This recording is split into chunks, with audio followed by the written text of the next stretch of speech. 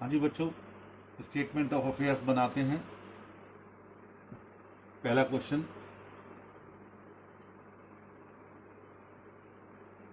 Shri Chopra is appointed liquidator of Sathi limited in voluntary liquidation. मैंने कहा था ये वॉलेंट्री के केस में बनता है। ऑन 1 जुलाई 2003, आपकी बुक में कौन सा है? Following balances are extracted from the books on that date. 48,000 shares हैं, 5 रुपए के, total 2,40,000। Provision for doubtful debts हैं 30,000, डिवेंचर्स हैं 1,50,000, बैंक ओवरड्राफ्ट है 54,000, लाइबिलिटी फॉर परचेजेज हैं 60,000। इधर असेट्स दी गई हैं। You are required to prepare a statement of affairs to be submitted to the meeting of the creditors. The following assets are valued as under. आपसे कहा गया machinery 1,80,000, leasehold properties 2,18,000, investment 12,000, stock in trade 6,000। Bad debts are rupees 6,000 and the doubtful debts are rupees 12,000, which are estimated to realize rupees 6,000. The bank overdraft is secured by deposit of title deeds of leasehold properties. Leasehold properties को टिक लगा लीजिए क्योंकि ये asset specifically pledged है।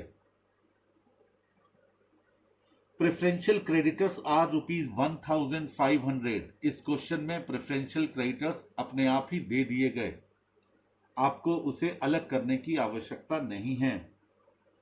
Telephone rent outstanding is rupees 120। Telephone का rent भी 120 रुपए outstanding है। अब मेरा एक सवाल है कि ये 1,500 और 120 ये दोनों फिगर लाइबिलिटी साइड में होनी चाहिए, तो बताइए किस में होंगी ये?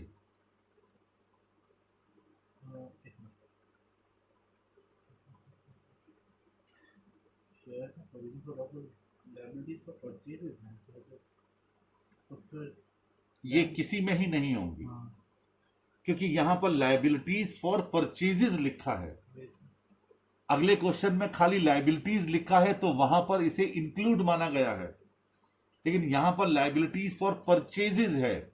इसका मतलब इसमें न टेलीफोन आउटस्टैंडिंग 120 शामिल होगा और न 1,500 रुपए के प्रेफरेंशियल क्रेडिटर्स शामिल होंगे, क्योंकि दोनों में ही कहीं पर परचेजेज की लाइबिलिटी शामिल नहीं होती। ना प्रेफरेंशियल में कोई परचेजेज होता है और ना ही टेलीफोन रेंट आउटस्टैंडिंग। हाँ, मैं गलत बोल गया अभी। दरअसल मैंने नई वाली बुक में डबल कर दी है फिगर। कॉपीराइट से बचने के लिए हम लोग कोशिश यही करते हैं। तो प्रेफरेंशियल क्रेडिटर्स 3,000 और टेलीफोन रेंट आउटस्टैंडिंग 240 है आपकी बुक में, क्योंकि मेरी पुरानी बुक मेरे हाथ में है तो वहां पर मैंने सिंगल फिगर लिखी हुई थी, इसलिए आंसर भी आपको डबल करवाया। तो ये दोनों इसमें इंक्लूड नहीं है। कैसे पता चला? क्योंकि वहां पर लिखा है लाइबिलिटीज फॉर परचेजेज, तो इसीलिए ये नहीं है। अगर यहां खाली लाइबिलिटी लिखा होता तो हम इसे इंक्लूड मानते। ये ध्यान रखिए, अगले क्वेश्चन में ऐसा ही है। चलिए बनाएंगे। ऊपर हेडिंग डालिए, statement of affairs of Sathi limited as on 1 July 2003। सबसे पहले लिखते हैं असेट्स नॉट स्पेसिफिकली प्लेज्ड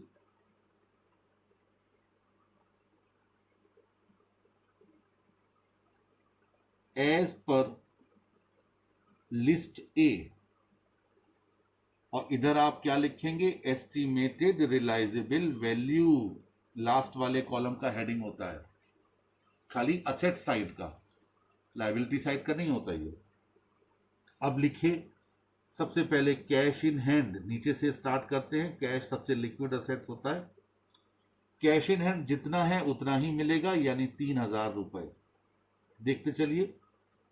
इसके बाद कॉल्स इन एरियर, आप ये मान के चला कीजिए कि अगर कॉल्स इन एरियर है तो वो भी प्राप्त हो जाएगा, 15,000 रुपये। इसके बाद है इन्वेस्टमेंट,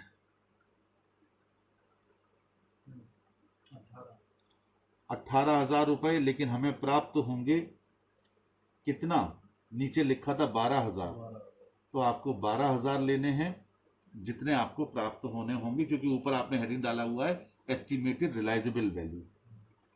इन्वेस्टमेंट के बाद है बुक डेट्स।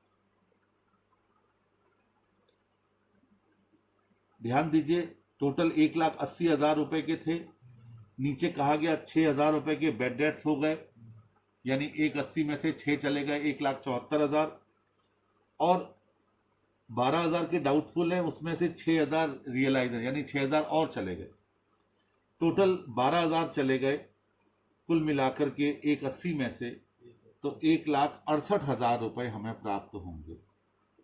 भाई 6 तो बेड हो गए और 12 में से भी 6 मिलने वाले हैं डाउटफुल, तो 6 और चले गए, तो 1,68,000 बुक डेट्स। इसके बाद है स्टॉक इन ट्रेड।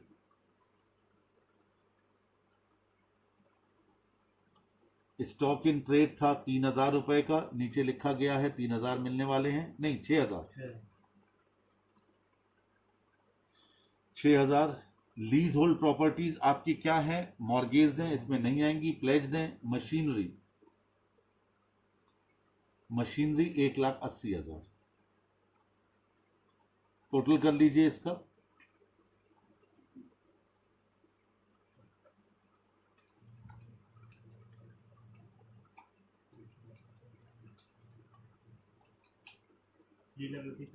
$3,84,000 आ गया। ये वो असेट से पैसा हमको प्राप्त होगा जो प्लेज नहीं की गई हैं। अब लिखिए, आगे पर्टिकुलर वाले कॉलम में आ जाइए, लिखिए assets specifically pledged as per list B.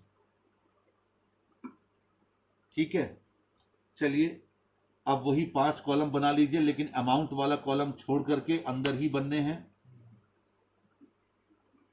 ज्यादा बड़ा मत बनाना, सिर्फ एक ही असेट है। तो पहला वाला कॉलम बड़ा जिसमें नाम आएगा, फिर 4 छोटे कॉलम।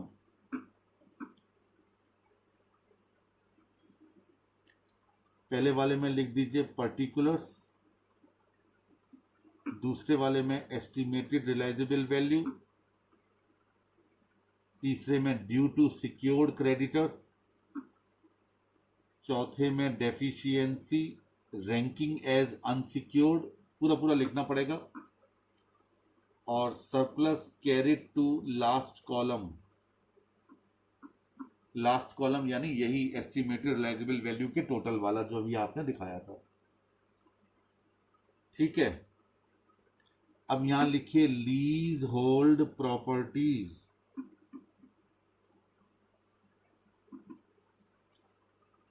एस्टिमेटेड रिलाइजेबल वैल्यू कितनी है, 2,18,000,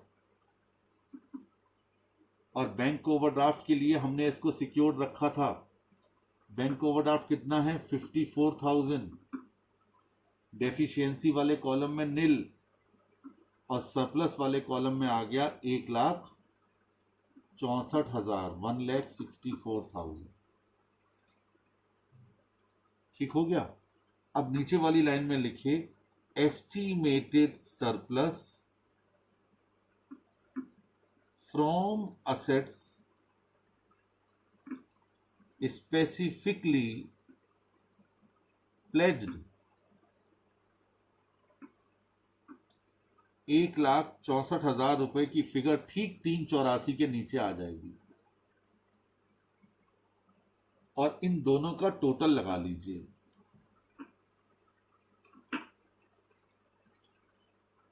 5,48,000, इसे बंद कर दीजिए और इसके सामने पर्टिकुलर्स वाली लाइन में आ जाइए, लिखिए estimated total assets available for preferential creditors debenture holders having floating charge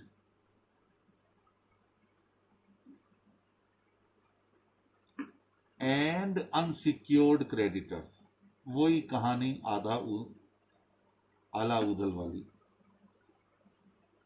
ठीक, चलिए ये लाइन बन गई, असेट्स कंप्लीट हो गई। अब इसी के नीचे लिखिए समरी ऑफ ग्रॉस असेट्स। अब देखिए ऊपर आप लिस्ट ए में लिखते हो क्या, असेट्स नॉट स्पेसिफिकली प्लेज्ड, और नीचे लिखते हो स्पेसिफिकली प्लेज्ड। लेकिन जब आप समरी निकालते हैं ग्रॉस असेट्स की, तो सबसे पहले लिखेंगे GRV of assets specifically pledged. इसमें प्लेज्ड वाले की जीआरवी पहले लिखी जाएगी, और ये दोनों फिगर अंदर लिखी जाएंगी। अमाउंट वाले कॉलम को टच मत करना। और वो थी 2,18,000। और अदर असेट्स, अब यहां ये मत लिख देना not specifically pledged, other assets 3,84,000। Total अंदर के कॉलम में ही डाल दीजिए 6,02,000। ये आपका अब असेट्स की कहानी पूरी हो गई। ठीक हो गया। अब ऊपर आपने 5,48,000 बंद कर रखा है। ठीक है, अब फिर दोबारा वही कहानी लिखिए, estimated total assets available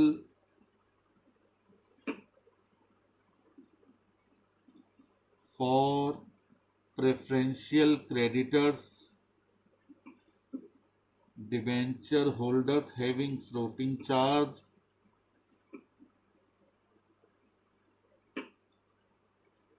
and unsecured creditors brought forward. बस ये वर्ड बढ़ा दीजिए और 5,48 की फिगर इस बार खोल दीजिए, नीचे अंडरलाइन नहीं होगी। अब फिर अपने परफॉर्मा का लाइनिंग करना शुरू कीजिए। इस बार लाइनिंग 3 होंगी, ग्रॉस लाइबिलिटी का कॉलम, बीच में लाइबिलिटीज का कॉलम, और एंड में वही चलता रहेगा। आप उसका हेडिंग नहीं डालेंगे, ग्रॉस लाइबिलिटीज और बीच में लाइबिलिटीज, आखिरी वाले का हेडिंग नहीं होगा। अब बहुत ध्यान से हमें लाइबिलिटीज को पकड़ना है। यहां पर सबसे पहले लिखिए secured creditors as per list B to the extent of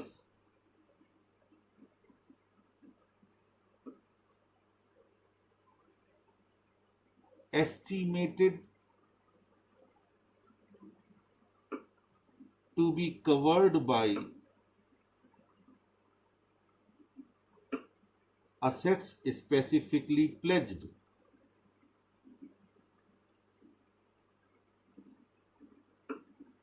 specifically pledged, यानी सिक्योर्ड क्रेडिटर लिस्ट बी वाले वहां तक जहां तक कि वो असेट्स स्पेसिफिकली प्लेज थी 54,000।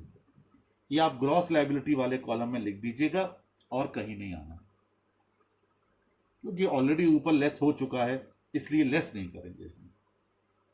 अब आगे बढ़िए, लिखिए preferential creditors as per list C कितने थे 3,000। तो ग्रॉस लाइबिलिटी में 3,000 और इधर 3,000 ब्रैकेट में डाल करके लेस कर दीजिए 5,45,000। अब फिर वही कहानी लिखना शुरू कर दीजिए, estimated balance of asset, balance बढ़ा दीजिए, अवेलेबल फॉर, फिर वही कहानी, debenture holders having floating charge and unsecured creditors. ठीक हो गया। चलो मेरे पास पेजेस खत्म हो गए, लेकिन मैं मैनेज करूंगा इसको। यहां पर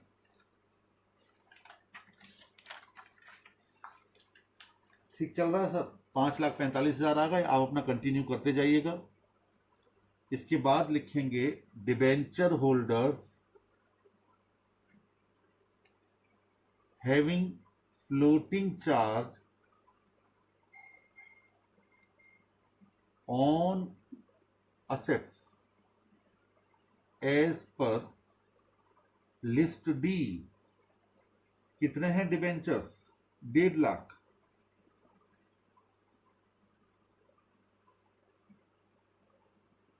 और 1.5 लाख इसमें से घटा दीजिए, कितना बचा? 3,95,000। अब क्या लिखेंगे यहां पर आप यहां या तो लिख दीजिए वही वाली लाइन फॉर अनसिक्योर्ड क्रेडिटर्स, या फिर लिख दीजिए estimated surplus as regards debenture holders, या फिर ये कहानी आगे लिख देना। यहां लिख दीजिए सिर्फ क्या कि estimated balance available for the payment of unsecured creditors, जैसे आप पहले लिखते आ रहे थे। अब आगे चलिए, unsecured creditors as per list E. अब अंदर के कॉलम में लिखिए लायबिलिटी फॉर परचेजेज, अंदर के कॉलम में ही 60,000 और आउटस्टैंडिंग एक्सपेंसेस ब्रैकेट में टेलीफोन रेंट 240। अब 60,240 माइनस भी कीजिए ब्रैकेट में और ग्रॉस लायबिलिटी में भी दिखा दीजिए। बैलेंस निकालिए 760,433, 3,34,760। अब यहां लिखिए estimated surplus as regards creditors being the difference between gross assets and gross liability. आप अब ग्रॉस लायबिलिटी वाले कॉलम का टोटल कीजिए जरा, कितना आया?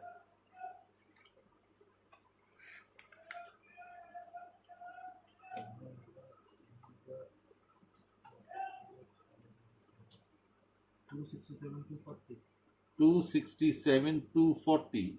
अब ग्रॉस असेट्स में से इसे घटा के देखिए, 6,02,000 थी शायद, 334,760। ये आपका आंसर की जांच होगी। अगर आपकी ग्रॉस असेट ज्यादा है तो ग्रॉस लायबिलिटी घटाने के बाद यहां पर प्लस में चल रहा होगा आपका अमाउंट, और बाई चांस अगर किसी क्वेश्चन में ग्रॉस लायबिलिटी ज्यादा हो गई तो उतनी ही रकम यहां माइनस में चल रही होगी। ये अब तक आपका कैलकुलेशन सही जा रहा है उसको वेरीफाई करता है ये ग्रॉस असेट्स और ग्रॉस लायबिलिटीज के बीच का डिफरेंस। अब इसके बाद लिखिए preference share capital as per list F, नहीं है डैश लगा दीजिए, equity share capital as per list G. कितना है? 2,40,000। ठीक है, अब क्या बचा? 94,760।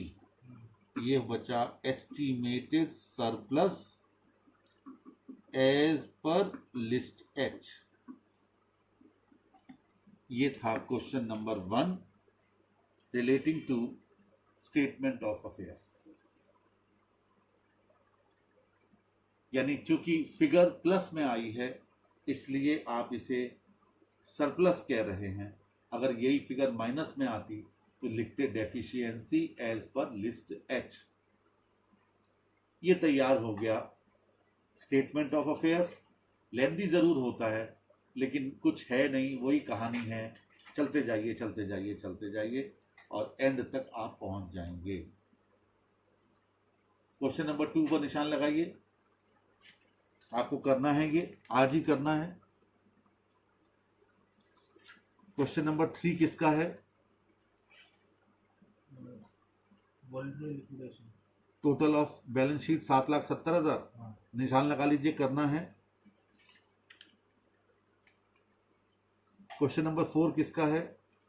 Question number 4 from the following calculate overriding preferential payments. अच्छा, क्वेश्चन नंबर 5 किसका है? क्वेश्चन नंबर 5 है from the following calculate preferential payments under section 327।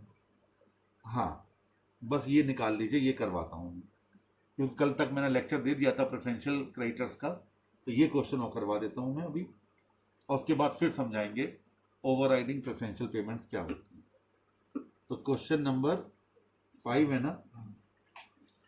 From the following calculate preferential payments under section 327 in case of X Limited which went into liquidation on 1/4/2006। यही है ना? 11/4। हाँ, वो ठीक कर लीजिएगा, 1/4 कर लीजिए। अब हम लोग लिखेंगे सबसे पहले calculation of preferential creditors as per section 327।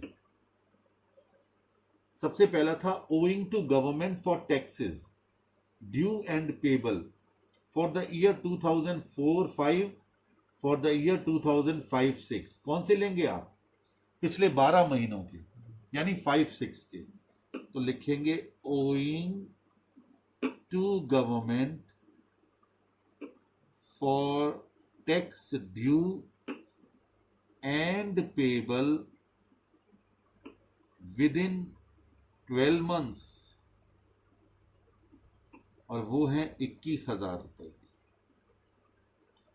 आगे बढ़िए, कहता है owing to government for telephone electricity and water ₹20,000 due and payable on 31 March 2006।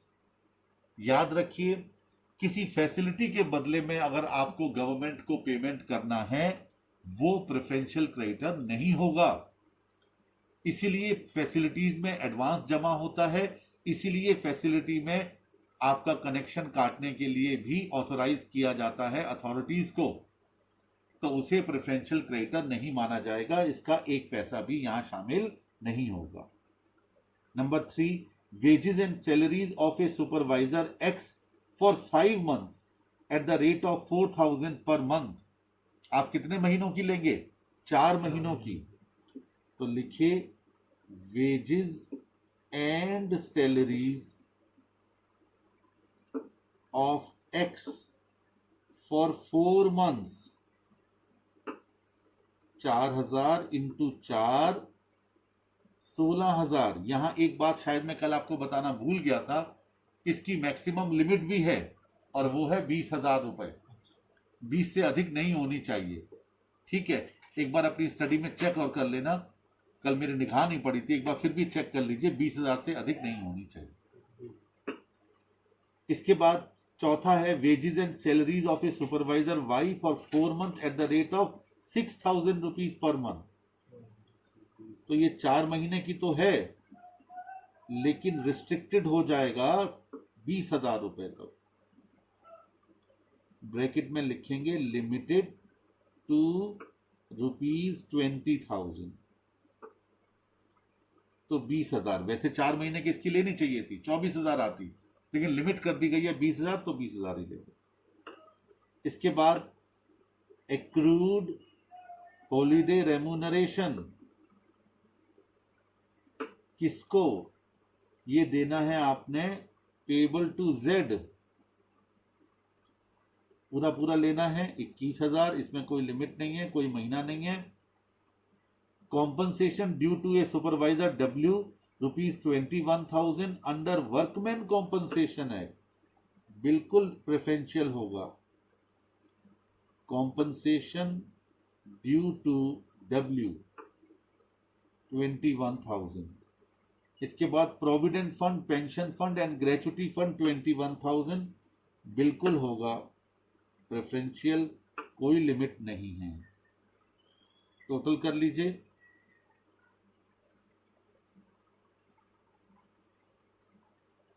1,20,000। ये हो गए आपके प्रेफरेंशियल क्रेडिटर्स,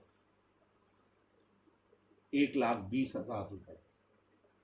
एक बार अपनी स्टडी जरा चेक कर लीजिए, अभी अभी हैंड टू हैंड मेरे सामने, जिससे मालूम पड़ जाए कि वेजेस एंड सैलरीज में लिमिट 20,000 की है कि नहीं है, कहीं ये ना हो कि चेंज हो गई है।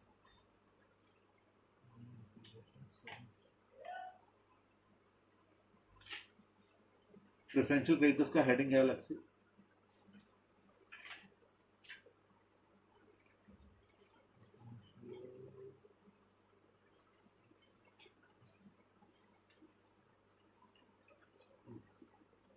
वेजेस एंड सैलरीज वाला पॉइंट पढ़िए। All wages or salaries included wages payable for the time or piece work and salary earned wholly or in part by way of commission of any employee in respect of services rendered to the company and due for a period not exceeding 4 months within the 12 months immediately before the relevant date, subject to the condition that the amount payable under this clause to any government should not exceed such amount as may be notified. इसमें लिखा है कि as may be notified जो amount हो, notified जो भी amount हो, तो वो नोटिफाइड वाली अमाउंट देखनी है 20,000। वही देख रहा हूँ कि हाँ नोटिफाइड है। उसमें देखो, किसी क्वेश्चन इलस्ट्रेशन में देख लो। वेजेस इसमें 100-300 रुपये दे रहा है, बड़ी वेजेस चाहिए। अच्छा इसमें मिल रहा है।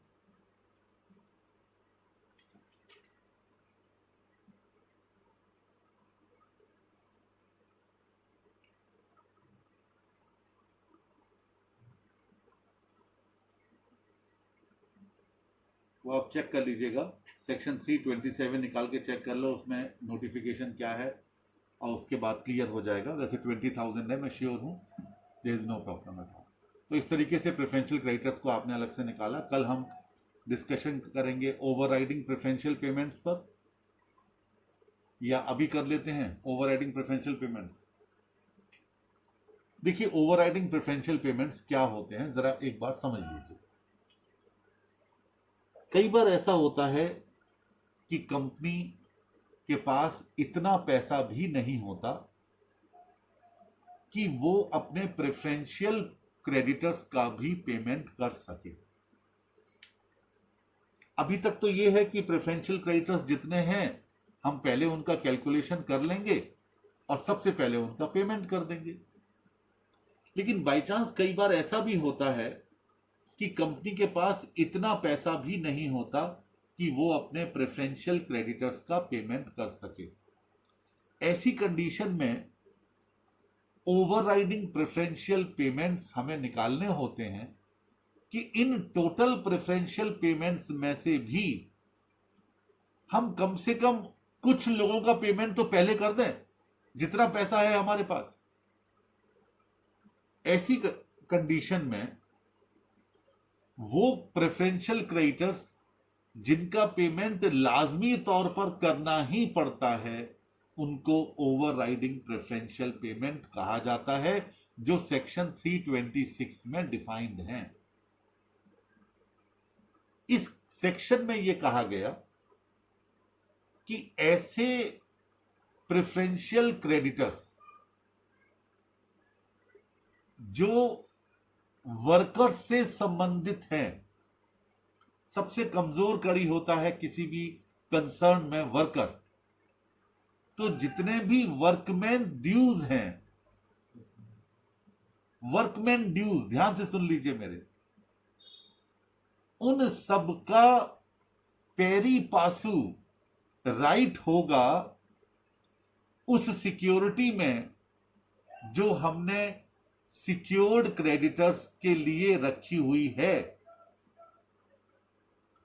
मान लीजिए आपने कोई 3 लाख रुपए का लोन ले रखा है और उनको आपने कोई सिक्योरिटी मॉर्गेज कर दी, जिसे आप लिस्ट बी में दिखाते हैं, उस सिक्योरिटी से 2 लाख रुपए मिलने की संभावना है, तो आप क्या करेंगे कि उस 2 लाख रुपए में सारा का सारा उन क्रेडिटर्स 3 लाख वालों को नहीं दे देंगे, बल्कि इसमें वर्कर का भी पेरी पासू राइट होगा। मान लीजिए वर्कमैन ड्यूज 50,000 रुपए के हैं, तो आप क्या करेंगे, उस 2 लाख रुपए की सिक्योरिटी की रिलाइजेबल वैल्यू को 3 लाख और 50,000 यानी 6:1 के रेशियो में बांट देंगे। 6 हिस्से देंगे हम सिक्योर्ड क्रेडिटर को और 1 हिस्सा हम देंगे ओवरराइडिंग प्रेफरेंशियल पेमेंट्स को, यानी वर्कर्स को। अब आप कहेंगे कि सर अभी बात और समझ में नहीं आई। देखिए, 2 लाख रुपए आपने पेमेंट कर दिया, किस किस को?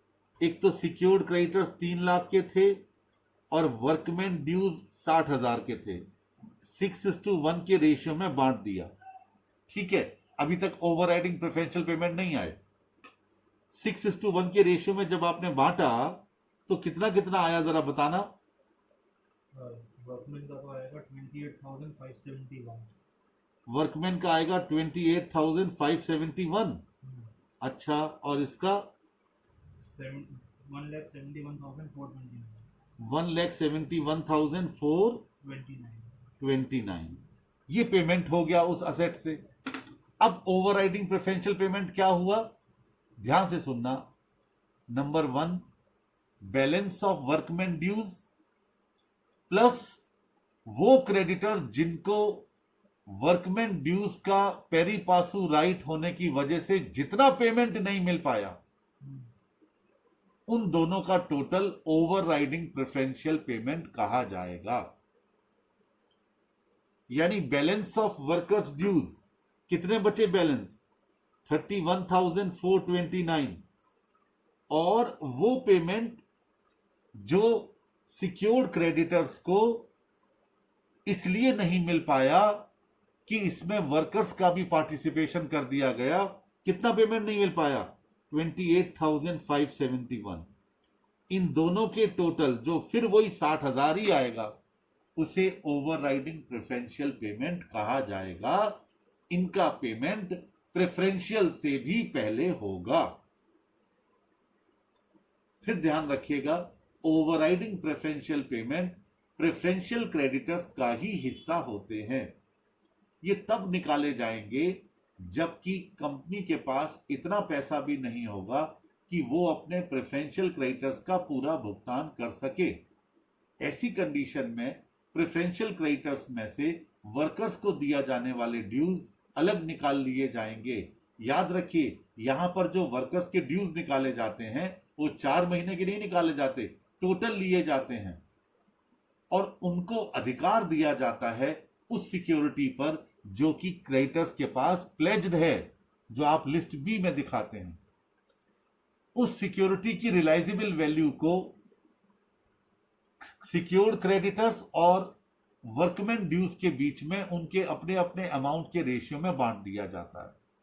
बांटने के बाद जो बचे हुए वर्कर्स ड्यूज हैं वो प्लस जो पैसा हम सिक्योर्ड क्रेडिटर्स को पे नहीं कर पाए किस वजह से कि इनका प्रोपोर्शनल राइट दे दिया गया था वर्कर्स का, उन दोनों का टोटल ओवरराइडिंग प्रेफरेंशियल पेमेंट कहा जाता है। 1-2 क्वेश्चन मैं करवा दूंगा तो एकदम क्लियर हो जाएगा ओवरराइडिंग प्रेफरेंशियल पेमेंट। बस इतना सा है। इसके क्वेश्चन करने के बाद हम लोग स्टार्ट करेंगे इस चैप्टर का आखिरी point, liquidators final statement of account. That's all.